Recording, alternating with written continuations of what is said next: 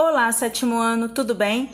Hoje nós vamos começar a falar sobre razões e proporções. Hoje nós vamos falar sobre o conceito de razão. Então peguem o livro de vocês na página 170 para acompanhar a explicação. Ao viajar de carro por uma rodovia, podemos observar e estabelecer diversas relações que envolvem grandezas, como a velocidade do veículo e a distância que ele percorrerá.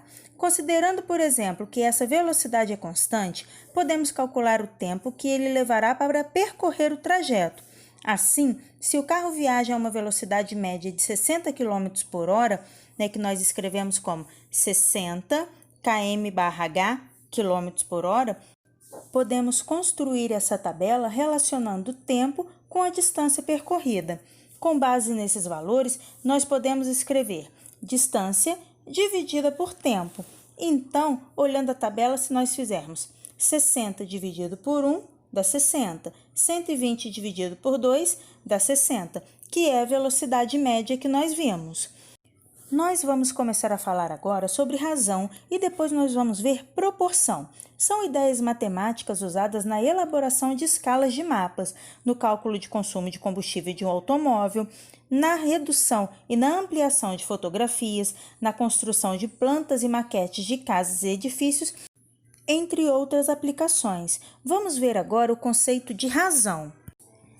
Esta é a planta do escritório da mãe do Lucas. Ela foi elaborada numa escala de 1:100.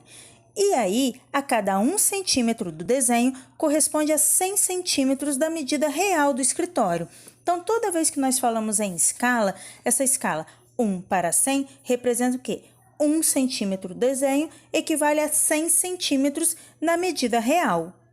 Denominamos razão entre dois números A e B nessa ordem, com B diferente de zero, porque o denominador não pode ser igual a zero, o quociente de A dividido para B. Então, essa divisão, A dividido para B, é o que nós chamamos de razão.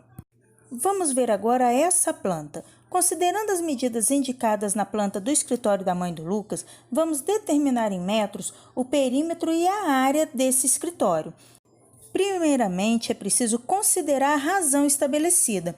Nesse caso, para cada 1 centímetro da planta, equivale a 100 centímetros na medida real, ou 1 metro na medida real. Assim, por exemplo, a medida que vale 4 centímetros, a medida real dela equivale a 4 metros. A medida que equivale a 7 centímetros, na medida real, é igual a 7 metros.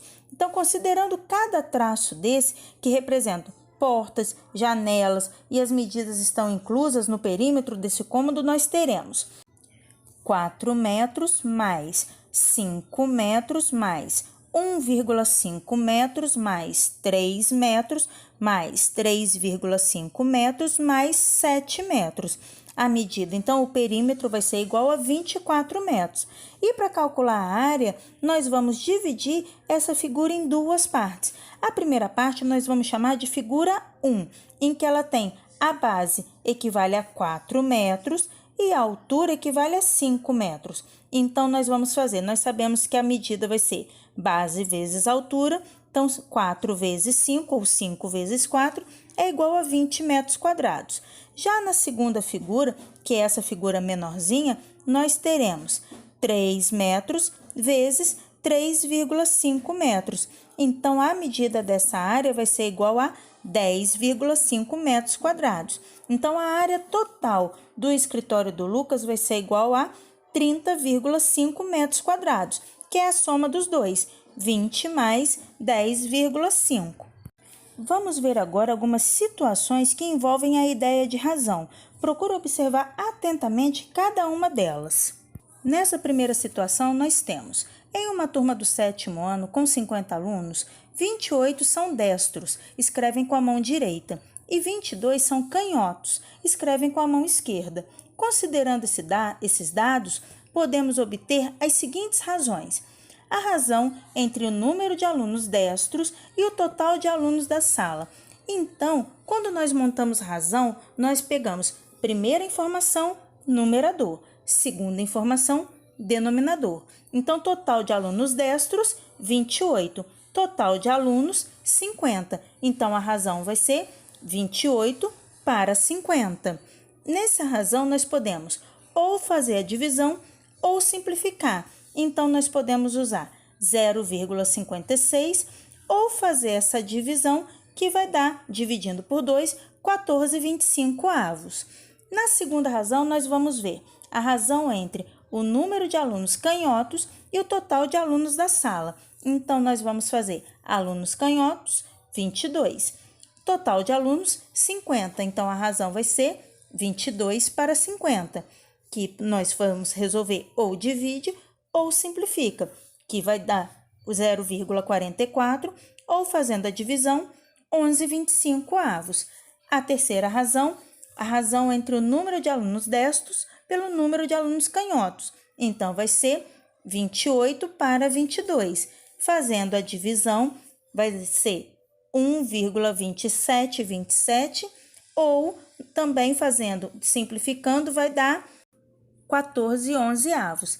E a última razão que nós vamos ver nessa primeira situação é a razão entre o número de alunos canhotos e o número de alunos destros. Então, vai ser 22 sobre 28, que fazendo a simplificação vai ser 11,14. Lembrando que toda vez que nós vamos fazer a razão, nós colocamos primeira informação, numerador, segunda informação, denominador. Nessa segunda situação, nós temos, em uma viagem, um automóvel consome 16 litros de gasolina para percorrer 160 quilômetros. Determine o consumo de combustível desse automóvel. Calculando a razão entre os litros, nós vamos ter 16 para 160. Então, nós vamos simplificar, dividindo por 16, vai ser igual a 1/10.